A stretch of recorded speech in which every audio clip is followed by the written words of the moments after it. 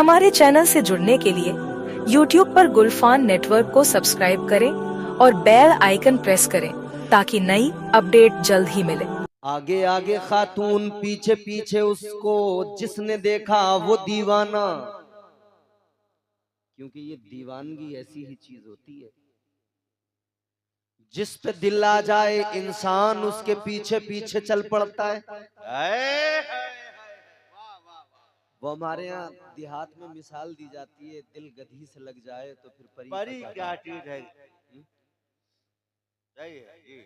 खातून के पीछे पीछे ये दीवाना चलने लगा, आगे आगे वो खातून दोशीज़ा, पीछे पीछे ये दीवाना। जब थोड़ा दूर चलते चलते वो खातून ने देखा कि रुकता नहीं है, आ रहा है, तो वो रुक गई, ठहर गई। ये दीवाना करीब आया, इसने कहा इधर आ। वो खातून कहने लगी मेरे पीछे पीछे आने वाले ये बता किस लिए मेरे पीछे आ रहा है। ये मन चला, ये दीवाना कहने लगा मैं तुझ पर फिदा हो गया हूँ, मेरा दिल तुझ पे आ गया है, मैं तुझसे मोहब्बत करने लगा हूँ, मैं तुझसे प्यार करने लगा हूँ। जुमला बड़े सलीके से सुनना है। इसने कहा मैं तुमसे प्यार करने लगा हूं। खातून कहने लगी मुझसे क्या मोहब्बत कर रहा है, अभी तूने हुस्न देखा ही कहां है। मुझे देखकर मेरे पीछे पीछे चलने वाले, मुझे देखकर मेरे रास्ते को अपनाने वाले सुन ले, अभी तूने हुस्न देखा कहां है, ठहर जा मेरे पीछे न आ। मुझसे ज्यादा हसीन, मुझसे ज्यादा खूबसूरत मेरी बहन है जो पीछे से आ रही है। तुझे अगर मोहब्बत करना है तो मुझसे नहीं, उसका हुस्न देख, उसके पीछे जा। अगर तुझे प्यार करना है तो मेरा हुस्न नहीं, उसका हुस्न देख, उसके पीछे जा। मनचले ने इतना सुना तो इरादा बदल गया, रास्ता बदल गया। कहने लगा अगर वाकई ऐसा है जैसा तू बता रही है कि तेरी बहन तुझसे ज्यादा हसीन है, तो चल मैं उसके पीछे जाता हूँ, तेरा रास्ता छोड़ देता हूँ। अभी ये पलट कर जाने ही वाला था कि उसने इसको पकड़ा, एक तमाचा लगाया और थप्पड़ मार के कहने लगी कैसी तेरी मोहब्बत, कैसा तेरा प्यार। मैंने कहा मुझसे ज्यादा हसीन मेरी बहन है, तो तेरी मोहब्बत ने दम तोड़ दिया, तेरी मोहब्बत का जनाजा निकल गया, तू छोड़ के मेरा रास्ता पलट के जाने लगा। ए लोगों क्या सबक मिला? सबक इतना मिला अगर किसी से मोहब्बत हो जाए तो फिर उसका रास्ता छोड़ा नहीं जाता, फिर दूसरी राह को पकड़ा नहीं जाता। यही इश्क का तकाजा होता है, यही मोहब्बत का तकाजा होता है। ए लोगों, तो फिर हमें मुस्तफा का इश्क भी यही सिखाता है। ए मेरे गुलामों, अगर तुम्हें मुझसे इश्क है तो किसी अंग्रेज के रास्ते की तरफ न जाना, रास्ता मदीने का है, इस रास्ते के मुसाफिर बन जाओ, इस रास्ते पे रहोगे तो जन्नत के हकदार बन जाओगे। जिंदाबाद जिंदाबाद, वाह सुभान अल्लाह, सुभान अल्लाह, क्या बात है माशाअल्लाह। और अगर ये रास्ता छोड़ दिया है खत्म। मोहब्बत करने वाले पीछे पलट कर नहीं देखते। वाह, ये रास्ता अगर छोड़ दिया, सुभान अल्लाह। अच्छा ये मसलके आला हजरत कॉन्फ्रेंस है, मेरे आला हजरत सरकार ने वही रास्ता दिखाया।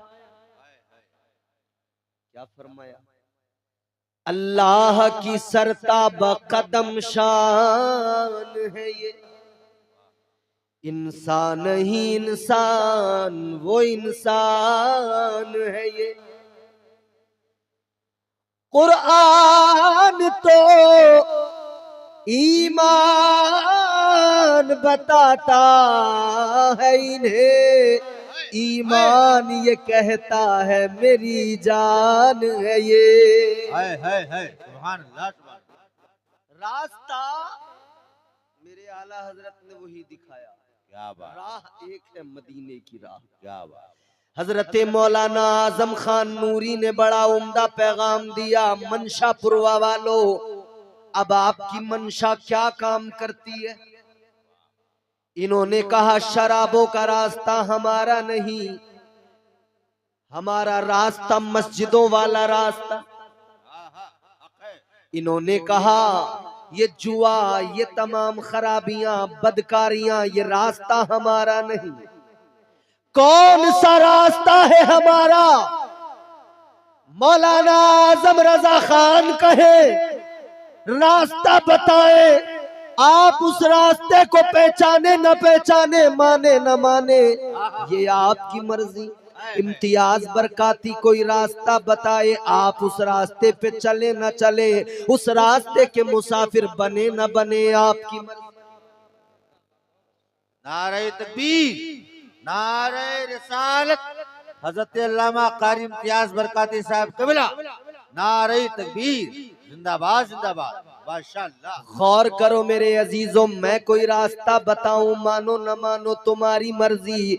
ये उलमा कोई रास्ता बताएं, उस पे चलो न चलो, मानो न मानो तुम्हारी मर्जी। मगर हाँ, रास्ता हमें कुरान ने अता किया है। तो जब कुरान बताए रास्ता, किसने जन्म, कौन ऐसा जन्म लेके आया है अपनी माँ की कोख से कि जो मुसलमान भी कहलाए और उस रास्ते को भी झुटलाए, उस रास्ते का भी इनकार करे।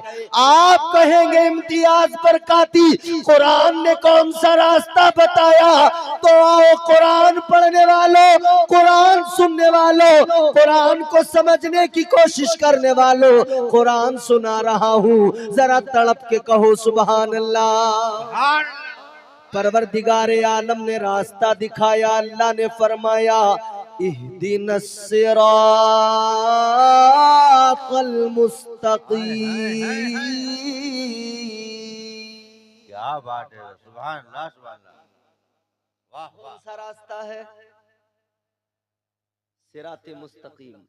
सुभान अच्छा, अल्लाह। मसलके आला हजरत कॉन्फ्रेंस है, तो मैं आला हजरत को तो अपनी गुफ्तगू में बराबर साथ लेकर बेशक, चलूंगा। और आला हजरत के बगैर तो हम सुन्नियों का गुजारा ही नहीं है मियां। ये सब आला हजरत वाले हैं, और सब आप आला हजरत वाले हैं। कई लोग कहते हैं भाई सुन्नी मौलवियों के दिमाग खराब है, आला हजरत करते रहते हैं। हम कहते हैं दिमाग खराब तुम्हारे हैं, काश तुम आला हजरत की अजमत समझ लेते तो तुम्हारी जबान पर भी आला हजरत के तराने। जिंदाबाद जिंदाबाद। वादी रजा की कोहे हिमाला रजा का है, वादी रजा की कोहे हिमाला रजा का है। जिस समत देखिए वो इलाका रजा का है। कौन है आला हजरत? ये हमारे कारी जुल्फकार साहब बड़ी उम्दा निजामत कर रहे हैं, मगर साथ साथ नारे दरमियान में लगा रहे मसलके आला हजरत। क्या जवाब देते हो? मैं लगा रहा हूं नारा मसलके आला हजरत जिंदाबाद। ऐसे नहीं, जोर से मसलके आला हजरत जिंदाबाद। आपने कहा ना, आप मसलके आला हजरत को मानने वाले लोग हैं। कई लोग आप मुंबई जाते हैं, आप सऊदी जाते हैं, आप बाहर जाते हैं, किसी दूसरे शहर में जाते हैं, किसी दूसरे सूबे में जाते हैं, किसी दूसरे इलाके में जाते हैं, लोग आकर कहेंगे अरे भाई तुमको क्या हो गया, ये पांचवें मसलक की बात कर रहे हो? कहेंगे चार मसलक, वाह वाह वाह वाह वाह वाह, इधर क्या बात है। चार मसलक, कहेंगे पांचवा कहां से लाए? मसलके इमाम आजम, मसलके इमाम शाफई, मसलके इमाम अहमद बिन हम्बल। चार मसलक का ये पांचवा कहां से लाए? हजरत इमाम मालिक का मसलक, ये पांचवा का। हम कहते हैं पांचवा हम नहीं लाए, चार ही मसलक है, मसलक पांचवा कोई है ही नहीं। तो फिर मसलक आला हजरत क्या है? मसलके आला हजरत दर हकीकत मसलके इमाम आजम अबू हनीफा है। सुभान हक है, जिंदाबाद। तो फिर जब ये मसलके इमाम आजम अबू हनीफा है तो मसलके आला हजरत कहने की जरूरत क्या? हाय हाय हाय हाय हाय, वाह वाह। मसलके इमाम आजम अबू हनीफा ही कहा जाए। क्यों मसलके आला? तो अब हम आपको मिसाल देकर समझा दे। आपने घी खाया है? अरे बोलो मनशापुरवा वालों, घी खाया है? आपसे पहले वाले ये बुजुर्ग जो बैठे ना, ज्यादा उम्र वाले, इन्होंने भी खाया है। जी। और इनसे इनके वालिद और इनके दादा की कहानी पूछोगे तो वो कहेंगे, ये बताएंगे कि उन्होंने और भी ज्यादा स्पेशल वाला खाया है। जी। अच्छा एक जमाना था, ये बुजुर्ग बताएंगे घी का नाम क्या था? बस घी, इतना ही तो कहते थे, घी। जी। अच्छा फिर वक्त गुजरा तो घी को तो घी कहा जाता है, मगर वक्त गुजरा तो फिर एक कंपनी आई, उसने लिख कर दिया देसी घी। जी। दूसरी आई, उसने लिख कर दिया खालिस घी। तीसरी आई, उसने लिख कर दिया शुद्ध देसी घी। यार ये घी था, इतने नाम कैसे बने? क्या बात है हजरत, वाह वाह वाह। इतने नामों की जरूरत क्या? भाई घी तो घी है, उसे देसी घी भी कहा जा रहा है, शुद्ध देसी घी भी कहा जा रहा है, खालिस घी भी कहा जा रहा है, असली घी भी कहा जा रहा है। तो फिर जवाब मिलेगा कि भैया जब तक डालडा मार्केट में नहीं आया था, घी घी के नाम से ही पहचाना जाता था। जवाब नहीं हजरत, जवाब नहीं, जवाब नहीं। जब मार्केट में डालडा आ गया तो वो भी घी ये भी घी। तो कब लोग कंफ्यूज हो रहे हैं, घी कहने में डालडा भी और देसी भी दोनों की मिक्सिंग हो रही है। तो कब पहचान जरा अलग करो, तो कहा शुद्ध देसी घी, असली घी, खालिस घी। मतलब घी तो वही है, पहचान कराई जा रही है, पहचान कि डालडा से बचना है, इस पुराने वाले को पकड़ना है, इस पुराने के साथ असली लिख दिया गया है, अब इसी को पकड़ना, डालडा से बचना। बस मसलक तो चार ही है, लेकिन मसलकों में जब डालडा की मिलावट हुई तो पहचान कराने के लिए बताया गया मसलक तो इमाम आजम का है, मगर पहचान के लिए मसलक आला हजरत कहकर वाज़े कर दिया ये वो मसलक है जो सच्चा मसलक है, जो सीधा रास्ता तुम्हें दिखाता। नारे तकबीर। अपने हाथों को जरा जेब से बाहर निकालो, कंबल से बाहर निकालो, बुलंद करो, झूम कर नारे का जवाब दो। नारे तकबीर, नारे रिसाल, मसलके आला हजरत उलमाए अहले सुन्नत हजरत अल्लामा कारी इम्तियाज बरकाती साहब क़िबला। नारे तकबीर, नारे रिसाल, जिंदाबाद जिंदाबाद, सुभान अल्लाह सुभान। अब जरा तवज्जो करें और मुस्कुरा के कहें सुभान अल्लाह। तो अब मैंने आपको आयत सुनाई, रास्ता कुरान ने दिया, इहदिनस सिरातल मुस्तकीम। अब मैं आपको कुरान सुनाऊंगा, इधर उधर की बातें नहीं सुनाऊंगा, कुरान सुनिए और मचलिए। ताजदारे मदीना वालिए कायनात मुस्तफा जाने रहमत के प्यारे दीवानों, कुरान सुनना भी जरूरी मगर समझना उससे ज्यादा जरूरी। समझिएगा नहीं, पता कैसे चलेगा कुरान कहता क्या है? हाय हाय। अल्लाह ताला ने फरमाया इहदिनस सिरातल मुस्तकीम। वाह वाह। अब यहाँ लोगों ने तर्जुमे किए, तर्जुमा किया लोगों ने, या अल्लाह हमें सीधा रास्ता दिखा। इन्होंने कहा सीधा रास्ता दिखा, मगर मसलके आला हजरत कॉन्फ्रेंस में आने वालों, तर्जुमा बरेली के ताजदार ने बड़ा प्यारा किया, मेरे आला हजरत ने बड़ा प्यारा किया। सरकार आला हजरत ने यह तर्जुमा नहीं किया कि सीधा रास्ता दिखा। क्या तर्जुमा किया? मेरे आला हजरत सरकार ने तर्जुमा किया, या अल्लाह हमें सीधा रास्ता चला। एक तरफ तो कहा जा रहा था कि दिखा, सीधा रास्ता दिखा, मगर आला हजरत सरकार ने फरमाया दिखा नहीं, चला। किस लिए अगर गुम्बदे आला हजरत की तरफ लो लगाकर आलमे रोया में सवाल करोगे, ऐ सरकार आला हजरत आपने जो तर्जुमा किया कि चला हमें सीधा रास्ता, क्या मतलब? तो गुम्बदे रजा से जवाब आएगा। क्या जवाब आएगा? कमेटी वालों इधर देखकर सुनो, गुम्बदे आला हजरत से जवाब आएगा, सुनो सुन्नियों, रास्ता दिखा वो कहते हैं जिन्होंने रास्ता देखा नहीं है। वाह वाह माशाल्लाह। वैसे ही थोड़े से हो, कम से कम आप थोड़ी देर मेरी तरफ तवज्जो कर लो। आप तो मुझे साथ लेके आए थे स्टेज पे, आपसे तो मैं ज्यादा कहूंगा। जोर से बोलो सुभान अल्लाह। सुभान अल्लाह। परवरदिगार आलम का प्यारा कुरान लोगों ने तर्जुमा किया, दिखा सीधा रास्ता। तो आला हजरत के गुम्बद से जवाब आएगा, दिखा सीधा रास्ता वो कहते जिन्होंने रास्ता देखा नहीं।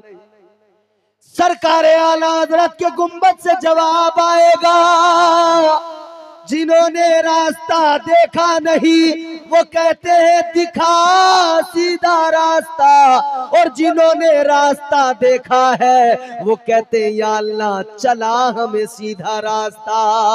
तो जवाब जब मिलेगा तो सरकार आला हजरत की बारगाह में सवाल कीजिए, ऐ सरकार आला हजरत जरा ये तो बता दीजिए, आपने तर्जुमा किया या अल्लाह सीधे रास्ते पर चला, तो क्या मतलब, क्या आपने सीधा रास्ता देखा है? अल्लाहु अकबर कबीरा। जवाब आएगा हाँ हमने सीधा रास्ता देखा है। तो सवाल बनता है, ए आला हजरत आपको सीधा रास्ता किसने दिखाया, आपने कैसे देख लिया? तो मेरे आला हजरत का जवाब आएगा, 1400 साल पहले फारान की चोटी पे खड़े होकर मुस्तफा जाने रहमत ने रास्ता दिखाया था। वो कौन सा रास्ता था? मेरे आका ने ऐलान किया था, इन्नद्दीना इंदल्लाहिल इस्लाम। आका ने इस्लाम का रास्ता दिया, शरीयत का रास्ता दिया। मेरे मुस्तफा ने, ताजदारे मदीना ने बड़ा प्यारा रास्ता अता फरमाया, वो शरीयत का रास्ता है। अजीजा ने गिरामी उल कद्र, अब सुन्नियों जरूरी हो गया, रास्ता मुस्तफा ने अता कर दिया, रास्ता मुस्तफा ने दिखा दिया, शरीयत का रास्ता है, इस्लाम का रास्ता है। कुरान मेरे आका ने पढ़कर सुना दिया, यही कुरान है आका ने फरमाया, सीधे रास्ते पे चलने की दुआ मांगो, सिराते मुस्तकीम की अल्लाह से दुआ मांगो, क्योंकि अगर तुम इस रास्ते के मुसाफिर बन गए तो यही रास्ता तुम्हें जन्नतुल फिरदौस में पहुंचाएगा।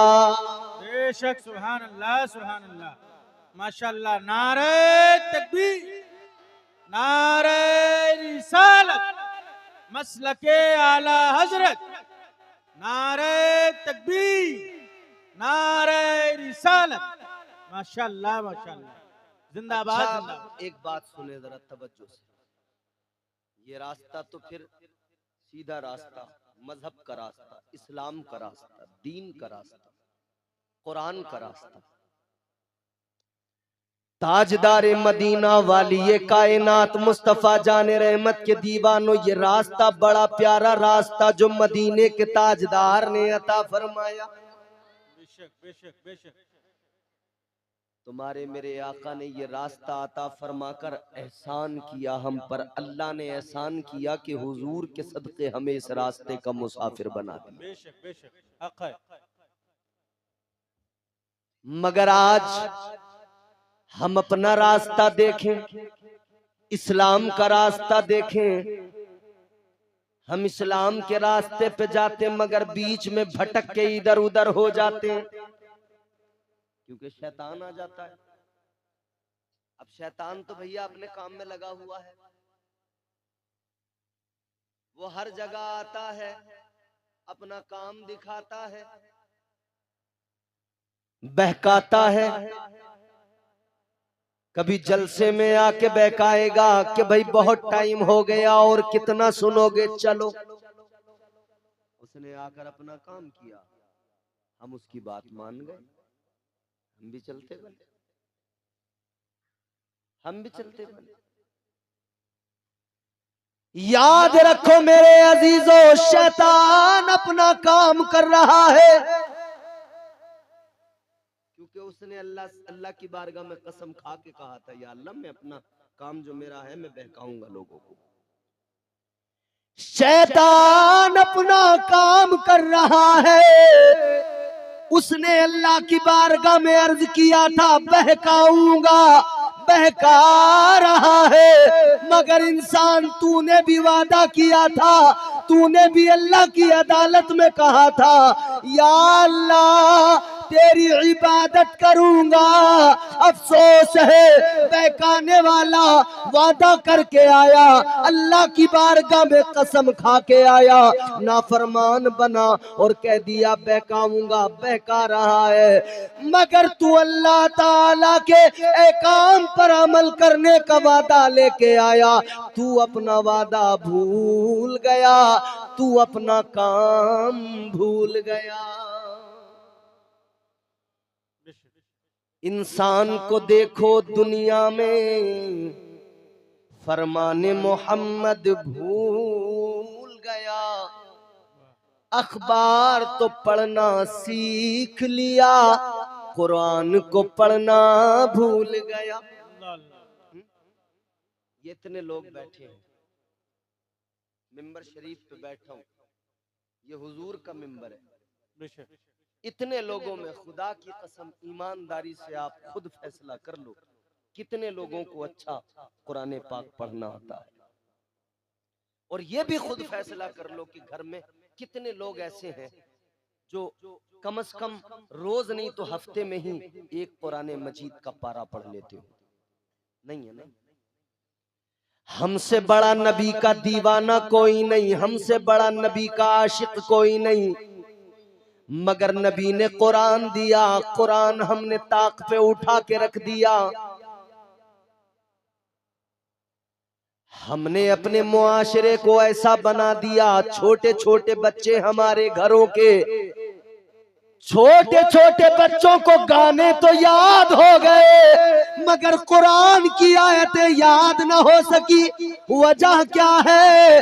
वजह ये है घरों में गाने बजने लगे, इन्हें गाने सुन सुन के याद हो गए। पहले घरों में कुरान पढ़ा जाता था तो बच्चे खुद ब खुद हाफिजे कुरान बन जाते थे। बेशक बेशक, सुभान अल्लाह सुभान अल्लाह। मगर अब वाले बच्चे तो पूछो मत, अल्लाह रहम करे। गली में भी है तो ठुमका लगाते हुए भागता हुआ जा रहा है, I am a disco dancer. अच्छा, छोटा सा है, वो भी रास्ते में जा रहा है तो नाचता हूँ, क्योंकि उसने देखा है मेरी अम्मा भी नाचती है, मेरा अब्बा भी नाचता। भाई जैसा बड़ों को देखेंगे बच्चे वैसे ही करेंगे। जैसे जैसे बड़े हो रहे हैं बच्चे अपने बड़ों से सब कुछ सीख रहे हैं। घर का बड़ा गाली देता है तो घर में बच्चा भी गाली सीख गया। घर का बड़ा बेनमाजी है तो घर का बच्चा भी मस्जिद की तरफ कभी नहीं जाता। घर के अंदर कोई कुरान नहीं पढ़ता तो ये बच्चे कहां से कुरान पढ़े? फिर हमारा रोना मस्जिद में जाके मौलाना साहब से, इमाम साहब से, इमाम साहब जरा ध्यान दो इस पे, पढ़ने में जरा हल्का है, पढ़ने में तेज नहीं है। अच्छा एक बात बताओ, बिल्कुल जिसका माइंड, जिस बच्चे का दिमाग आप कहते हो कि इसका दिमाग तेज नहीं है, जिसको आप समझते हो जिस बच्चे को कि ये बच्चा जरा दिमागी तौर पे कमजोर है, आप अपने घर के उस बच्चे के हाथ में मोबाइल दो, फिर चेक करो कि वो उसको चलाता है या नहीं चलाता है। क्यों हज़रत सैयद साहब? भाई जो बच्चा आपको लगता है दिमाग का सबसे कमजोर है, फिर देखो वो मोबाइल में करता है कि नहीं करता है, ऊपर नीचे। तो जब वो उसको समझ गया, चलाने लगा, तो बात क्लियर हो गई कि ये दिमाग का मामला तो बाद में हो गया, पहले इसकी तरबियत का मामला हो गया कि इसने जो होते देखा वो ऑटोमेटिक सीख गया, जी जी सिखाना नहीं पड़ा। बताइए, हम बैठ के सिखाते हैं अपने बच्चों को, बेटे ऐसे ऊपर ना जाएगा, ये ऐसे नीचे आएगा, ऐसे ये करेंगे, यूट्यूब ऐसे खोलेंगे? नहीं ना, सिखाते नहीं है, बच्चे खुद सीख जाते हैं। क्यों? करते हुए देखते हैं। वैसा बच्चे अपने माँ बाप को करते हुए देखते हैं, वैसा तो सीख जाते हैं। जब बेटा देखता है बाप को मोबाइल चलाता हुआ, तो उसी मोबाइल पर बेटा खुद ब खुद ऑटोमेटिक चलाना सीख जाता है। ऐ लोगों, जब बच्चा बाप को मोबाइल चलाता देखकर मोबाइल खुद ब खुद चलाने लग जाए, तो फिर खुदा की कसम, अगर बाप रोजाना कुरान की तिलावत करे, एक रुकू भी अगर पढ़े, तो ये बच्चा खुद ब खुद कुरान पढ़ना सीख जाएगा। बेशक बेशक बेशक सुभान अल्लाह सुभान। फिर इसको इतनी जरूरत नहीं पड़ी। अच्छा, फिर हमारा मामला ये है, हमें इस्लाम इतना पसंद आया है कि हम बस सिर्फ सर पे टोपी रख लें कभी कभी, जुम्मा टू जुम्मा, और कभी कभी कुर्ता पजामा पहन ले जुम्मा से जुम्मा, या बीच में दरमियान में कभी दिल चाहे, या कोई जलसा हो तो हम जलसा करा लें, और हम समझते दीनी जिम्मेदारियां पूरी हो गई। क्या जमाना आ गया, संजीदगी खतरे में है, जी खुद नुमाई का चलन है, सादगी खतरे में है। बेशक सर छुपाती फिर रही है आबरू इस दौर में, या इलाही कर मदद, पाकीज़गी खतरे में है। खतरे में। जब से कम ज़र्फ़ों की आमद मैं कदे में हो गई, रो रहे हैं जामो मीना, मैं कशी खतरे में है। बेशक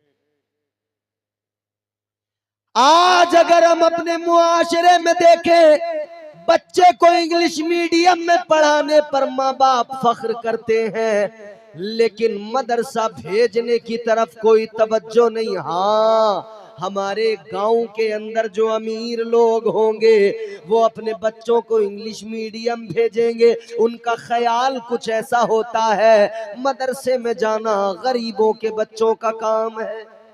जी बेशक हक है।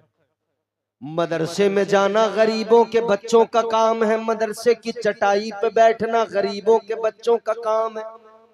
कहते हैं हमारा ये स्टेटस नहीं, हमारा हाई क्लास स्टेटस है, हमारा बच्चा क्या गरीब के बच्चे के साथ मदरसे की चटाई पे बैठेगा? कहते नहीं, तू कितना बड़ा अमीर हो गया, कितना बड़ा मालदार हो गया, गौर से सुन ले। तू अपने बच्चे को मदरसे में दाखिल करते हुए शर्म महसूस करता है, मगर तू जिस गौस की 11वीं करता है, उस गौस ने इल्म कहीं और से नहीं, मदरसों की चटाई पे बैठ के हासिल किया है। बेशक बेशक बेशक सुभान अल्लाह। जिस आला हजरत की नाम की तुमने कॉन्फ्रेंस सजाई है, आला हजरत ने मदरसे की चटाई पे बैठकर इल्म हासिल किया। बेशक आज भी वक्त है, अपने बच्चों को कुरान पढ़ा लो। आज भी वक्त है, अपने बच्चों को कुरान की तालीम से आरास्ता कर लो, वरना वो वक्त दूर नहीं है कि आप अपने नुकसान पर खुद आंसू बहाओगे, अपना खसारा देखकर खुद इतना रोओगे कि तस्कीन का कोई सामान मयस्सर न हो सकेगा। और इसको हल्के में मत लेना। एक बहुत बड़ा अमीर आदमी था, बहुत बड़ा चौधरी था। कौमें सुधरती और बिगड़ती कब है जानते हो? उस वक्त सुधरती और बिगड़ती हैं जब उनकी न्यू जनरेशन वो जिस तरफ जाएगी, कौम का मुस्तकबिल उसी तरफ जाएगा। जी कौम का मुस्तकबिल उसी तरफ जाएगा। अब अगर न्यू जनरेशन सिर्फ नाचने में लग गई तो कौम में कौन पैदा होंगे? फिर नचकइये ही पैदा होंगे ना। जी बोलो। जी बेशक। और हम क्या कहते हैं? फिर कोई सलाहुद्दीन आए। हाँ हैं? कहाँ से आए? कहाँ से आए? ताजदारे मदीना के गुलामो सलाहुद्दीन अय्यूबी। आज की बेपर्दा औरतें गौर करें, इनकी कोख से जन्म नहीं लेते। बेशक। इन बेपर्दा आवारा बिगड़े मिजाज की औरतों की आगोश में सलाहुद्दीन अय्यूबी नहीं आते। सलाहुद्दीन अय्यूबी उस वक्त जन्म लेते हैं, सलाहुद्दीन अय्यूबी जैसे जाबाज सिपाही और बहादुर उस वक्त पैदा होते हैं जब माएं रातों को मुसल्ले बिछा बिछा के अपने रब की बारगाह में सजदे किया करती। बेशक माशाल्लाह। अच्छा साहब मुसलमान, बड़ा मजेदार बात ये है, हम अपना काम आज भी बस यही सोच रहे हैं कोई चमत्कार हो जाए, सलाहुद्दीन अय्यूबी आ जाए, नूरुद्दीन जंगी जैसा कोई किरदार आ जाए, मोहम्मद बिन कासिम जैसा कोई किरदार आ जाए। बस साफ जुल्म बढ़ रहा है, बस अब तो अल्लाह ही कोई कमाल दिखाएगा, कोई करिश्मा, कोई मौजिजा होगा, कोई करिश्मा होगा, कोई आएगा हमें बचा। अच्छा, लाखों की तादाद में मुसलमान मुंतजिर है कि कोई आएगा। वो अल्लाह का करम है, अल्लाह भेजेगा जब जिसे भेजना है। मगर लाखों मुसलमानों, तुम बताओ, तुम्हारे इन आमाल पर, हमारे इन आमाल पर, हमारी इन खामियों पर क्या हमारा रब हमसे राजी होगा? क्या हमारा रब हम पे मेहरबान होगा? वो तो फिर भी बड़ा मेहरबान है, चलो इज्जत के साथ जिंदगी गुजार रहे। मगर अपनी कौम पर अफसोस तो उस वक्त में होता है कि हालात हाजिरा में हम सब कुछ देख रहे हैं मगर आंखों को हमने मूंद लिया है। हमें बहराइच भी नजर आता है मगर हमारी चाल वही भेड़ बकरियों वाली, जिधर चल रहे थे उधर ही चल रहे हैं। पता है मारे जाएंगे मगर उसी राह पर, उसी डगर पर कोई बदलाव नहीं। हमारा हाल यही हो गया। लोगों याद रखना, अपने आप को पहले बदलना पड़ेगा, वरना याद रखो जो कौमें खुद को नहीं बदलती अल्लाह ताला भी उनके हालात नहीं बदलता। जो कौमें खुद में बदलाव और इनकलाब पैदा नहीं करती अल्लाह ताला उन पर जालिमों को ही मुसल्लत करता है। बेशक बेशक हक है। थोड़ी देर रोते हम, ओ हो बड़ा गजब हो गया, बहराइच में ये हो गया, संभल में ये हो गया। यकीनन जो हो रहा है वो तकलीफ है, हर मुसलमान को तकलीफ होनी भी चाहिए। मगर मुसलमानों, तकलीफ अगर है तो इस दर्द का मदावा ये नहीं था कि फिर अपनी पुरानी चाल पे चल पड़े। इस दर्द का मदावा ये था कि जब संभल की मस्जिद पे बात आई तो मुसलमान अहद कर लेता, या अल्लाह हमारी बदामालियों के सबब मस्जिदों पे बात आई है ना, मौला हमारी बदामालियों के सबब अगर मस्जिदों पे हर्फ आ रहा है तो या अल्लाह आज से हम अपनी पेशानियां झुकाएंगे, हम अपनी मस्जिदों को आबाद करेंगे, हम अपनी मस्जिदों को अपने सजदों से हुस्न अता करेंगे। मजा तो तब था कि मुसलमान इन हालात को देखकर खुद को बदलता। बेशक बेशक मगर सिस्टम क्या है? सिस्टम वही है कि जैसे एक गाड़ी जाती है ना रोड पर, चार दोस्त बैठे हो, गाड़ी जा रही है, गाने बज रहे हैं, रास्ते में कोई एक्सीडेंट हो गया, अब इन्होंने देखा, गाड़ी रोकी, एक आदमी मरा पड़ा है, बड़ी तकलीफ हुई, बड़ा अफसोस हुआ, दिल भारी हो गया, गाने बंद कर दिए, मोबाइल बंद कर दिया।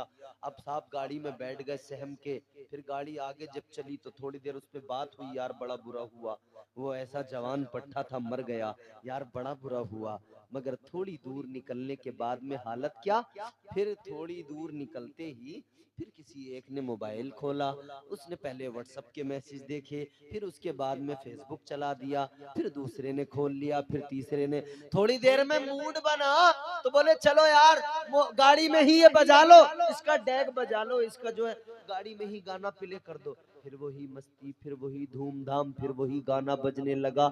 ऐ मुसलमानों, बिल्कुल यही हालत है हमारी, बिल्कुल यही हाल है हमारा।